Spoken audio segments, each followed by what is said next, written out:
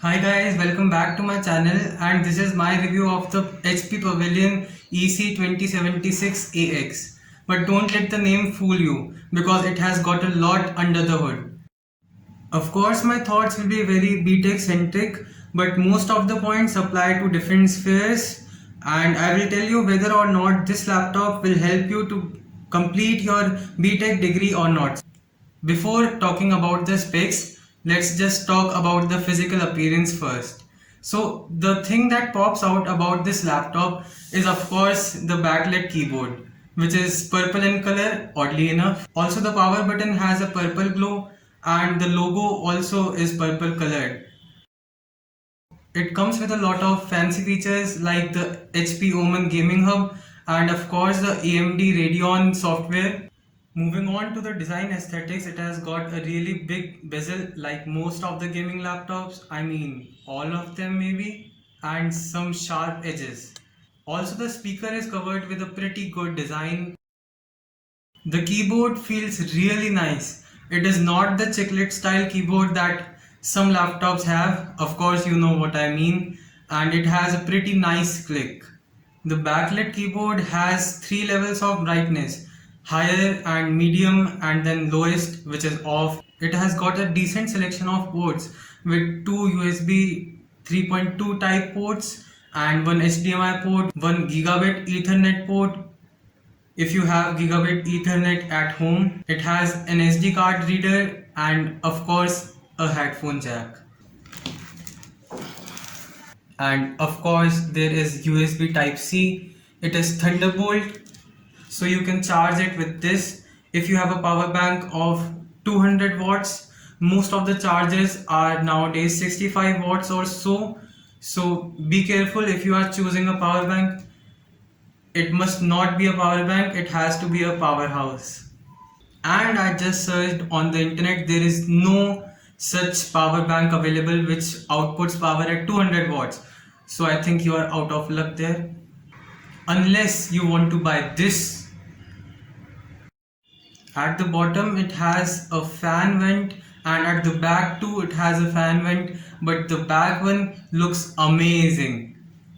And of course it is easily upgradable. It already has 16 GB of DDR5 RAM, but you can upgrade it to 32 GB, and also the SSD is NVMe 1.2 512 GB, but you can upgrade it to up to 2 TB. Just like every laptop on the market right now, it has a very bad webcam quality, like it is not even VGA. HP says that it is 720 pixel, but let me know what you think. Talking about the internals is where things get a little interesting and it outperforms most of the laptops in the market right now. It has an Nvidia GeForce RTX 3050 graphics card and paired with the 16 core Ryzen 7 5800H CPU, which is overclockable much above 3.2 GHz, which is the mentioned baseline, to up to approximately 3.9 GHz. This thing is a beast. The screen is super high end, it's 144 Hz and 3 millisecond response time, and of course the peak brightness is 310 nits.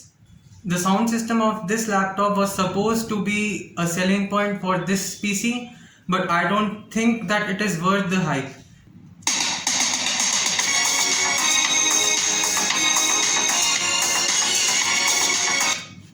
The cooling system is good enough, like dual fan liquid metal cooling, and it can keep the temperature pretty low during gameplays.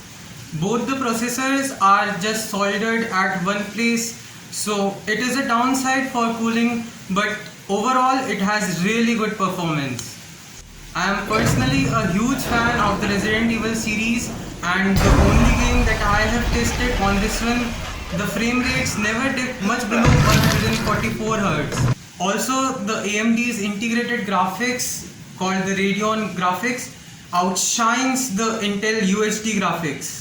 Using only the integrated graphics will mean a certain performance dip, but it is good as well. I tried it and at maximum rendering distance I could get like 30 FPS in Minecraft, But if you don't use the integrated graphics and rather use the GPU, which is the NVIDIA RTX 3050, even after enabling the ray tracing, I could easily get over 100 frames per second.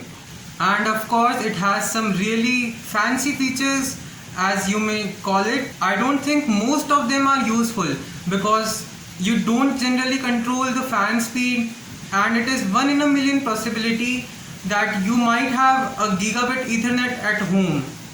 But playing games is not the only thing that you can buy it for. Because it has 16 cores, it has a fabulous performance at exporting videos and editing photos, and of course multitasking. If you use this laptop just for everyday things like Words and Excel files and PowerPoint presentations, and of course watching some videos and listening to some songs, then your experience is going to be ultra smooth. Just like this video, which exported in less than 50 seconds at 1080 pixel. But of course, if you are using this machine for some really basic stuff, then you are just wasting the horsepower. Since this is the time when most of the people go to college or resume their school and need to buy a new laptop, why not just buy a good one? And these kind of laptops can also be easily upgraded to Windows 11 because they have the TPM 2.0 chip inside them, which is needed for some security issues.